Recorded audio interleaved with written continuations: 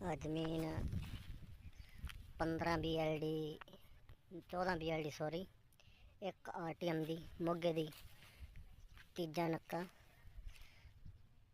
ये 15 किले ज़मीन है, पूरी टॉप दी ज़मीन है, बहुत मिट्टी भारी है। सिंगल फेस वाली टैंकी लगी हुई है, लाइट बरकैना ला के 2 कमरे बने हुए हैं।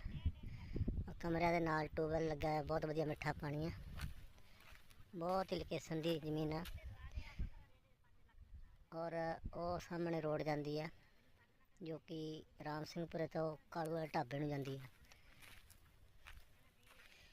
15 किले जमीन है, बहुत टॉप की।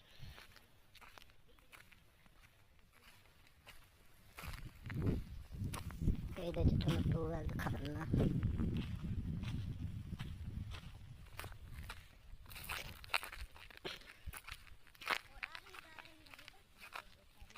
ट्यूबवैल